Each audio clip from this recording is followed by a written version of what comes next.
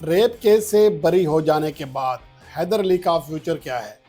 Pakistan cricket team में क्या जल्द उनकी जगह बन सकती है और क्या सेंट्रल कॉन्ट्रैक्ट में उन्हें दोबारा शामिल किया जाएगा?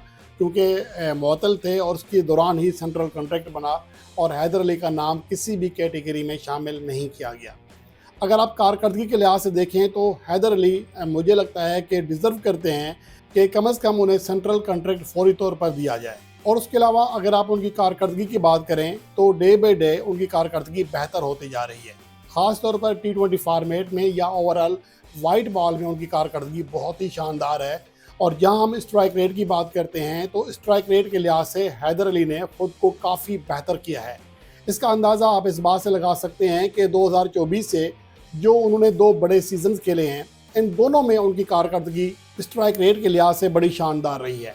इस तरह से मैं मजमूई तौर पर 33 इनिंग्स खेली हैं T20 फॉर्मेट की, जिसमें 161 से के स्ट्राइक रेट से और 30 से ज़्यादा एवरेज, लगभग 31 के एवरेज के साथ रन्स किए हैं, 4 फिफ्टियाँ की हैं। 31 इनिंग्स में 54 चौके और 48 छक्के लगाए हैं। इनमें ज़्यादातर मैचेस पाकिस्तान सुपर लीग या फिर बांग्लादेश प्रीमियर लीग के हैं। और जो लोग बांग्लादेश प्रीमियर लीग को आसान कहते हैं तो उनको अंदाज़ा होना चाहिए कि बांग्लादेश की पिचेस पर अच्छे स्ट्राइक रेट से रन्स करना बहुत बड़ा टास्क होता है। वहाँ रन्स करना, चाहे आपकी जो मध्य मुकाबल बॉलिंग लाइन है वो हल्की ही क्यों ना हो, वहाँ पर अच्छे स्ट्राइक रेट से रन्स करना हमेशा चैलेंजिंग होता है। इसका अंदाज़ा आप पाकिस्तान टीम के दौरा बांग्लादेश से लगा सकते हैं कि वहाँ पर कितने लो स्कोरिंग मैचेस हो रहे थे। और यहाँ तक कि पाकिस्तान के जो कोच हैं माइक हैसन, उन्होंने भी वहाँ की पिचेस के ऊपर एतराज़ किया था और यही पिचेस बांग्लादेश प्रीमियर लीग में भी इस्तेमाल होती हैं, जहाँ पर लो स्कोरिंग मैचेस होते हैं। इसके बावजूद उनकी वहाँ पर कारकर्दगी बड़ी शानदार रही है। 2024 से जो दो सीज़न खेले हैं बांग्लादेश प्रीमियर लीग के, उसमें 185.84 के स्ट्राइक रेट से रन्स किए हैं हैदर अली ने, जिनमें 48 रन की धुआंधार इनिंग्स भी शामिल है और इन 11 इनिंग्स में 14 चौके और 16 छक्के लगाए हैं। उसके अलावा पाकिस्तान सुपर लीग में 12 इनिंग्स खेली हैं, 153.84 के स्ट्राइक रेट से रन्स किए हैं। यहाँ पर भी 14 चौके लगाए और 11 छक्के। तो उनकी जो कारकर्दगी है PSL में 20 की एवरेज है, बांग्लादेश प्रीमियर लीग में 30 की एवरेज है। दोनों में स्ट्राइक रेट 150 से ऊपर है, 185 बांग्लादेश प्रीमियर लीग में, 153 पाकिस्तान सुपर लीग में। तो ये अंदाज़ो शुमार बता रहे हैं कि स्ट्राइक रेट के हवाले से हैदर अली ने खासा काम किया है और उनके रन्स बनाने की जो रफ्तार है पहले के मुकाबले में खासी बेहतर हो चुकी है।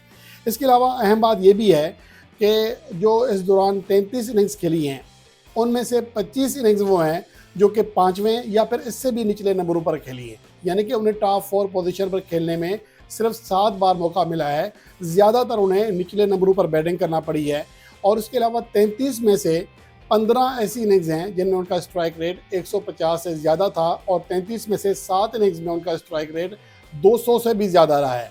तो मुझे लगता है कि शायद एक तो ये कि T20 फॉर्मेट की कारकर्दगी है, तो ये उन्हें पाकिस्तान टीम में करीब लाने का सबब बन सकती है। तो इसलिए उन्हें सेंट्रल कॉन्ट्रैक्ट देना चाहिए। पहले तो उनकी मुअत्तली ख़त्म होगी, फिर ज़ाहिर है कि सेंट्रल कॉन्ट्रैक्ट की जानिब देखा जाएगा। उसके अलावा उनका जो श्रीलंका एक ही टीम पाकिस्तान आई थी, उसमें एक वनडे मैच खेला गया था। उसके टॉप स्कोरर भी हैदर अली थे, जिसमें 108 रन किए थे और 115 के करीब स्ट्राइक रेट से एक रोज़ा मैच में बैटिंग की थी। 6 छक्के लगाए थे, 8 चौके लगाए थे। ये उनका आखिरी मैच था पाकिस्तान शाइन्स के लिए जो अपने मुल्क में खेला था। उसके बाद पाकिस्तान टीम जब अभी यहाँ पर उन्हें इल्ज़ाम लगा तो पाकिस्तान टीम इंग्लैंड का टूर कर रही थी, वहाँ पाकिस्तान शाइन्स की नुमाइंदगी कर रहे थे। 3 मैचेस में 2 फिफ्टियाँ स्कोर की थी और यहाँ पर भी उनकी कारकर्दगी आउट क्लास रही थी। 128 का स्ट्राइक रेट था एक रोज़ा मैचेस में, जो कि अमूमन T20 फॉर्मेट में होता है। तो इस वजह से ये बासानी कहा जा सकता है कि हैदर अली की कारकर्दगी कम से कम इस लेवल की ज़रूर है कि उसे सेंट्रल कॉन्ट्रैक्ट दिया जाए।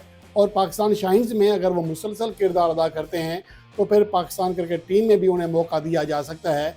जब ऐसे खिलाड़ी पाकिस्तान टीम में खेल सकते हैं जो कि 16, 15, 17 इनिंग्स में मुसलसल फेल हैं, उसके बावजूद अगर खेल सकते हैं तो वो खिलाड़ी जो कि पाकिस्तान शाइन्स में या पाकिस्तान डोमेस्टिक क्रिकेट में या बाकी फॉर्मेट्स में जो इवेंट्स खेल रहा है, उसकी कारकर्दगी अगर बेहतर है, उस कारकर्दगी की बुनियाद पर उसे मौका दिया जा सकता है। बहरहाल हैदर अली के लिए नेक तमन्ना है। एक तो ये कि वो केस से बरी हुए हैं। यहाँ ये बात भी काबिल ज़िक्र है कि बहुत सारी चीज़ें मशकूक ज़रूर हैं, लेकिन ऐसा नहीं हुआ कि लड़की ने केस वापस लिया हो। मसला ये है कि उन्हें क्लियर करार दिया गया है कि जो उन्होंने इल्ज़ाम लगाया उसमें कोई सदाकत नहीं, कोई प्रूफ नहीं मिला है।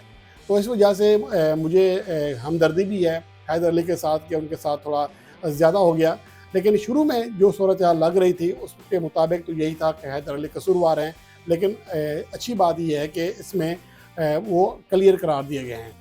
बहरहाल अब केस से आज़ाद हो जाने के बाद, क्लियर हो जाने के बाद अब उनकी पाकिस्तान क्रिकेट में वापसी होनी है।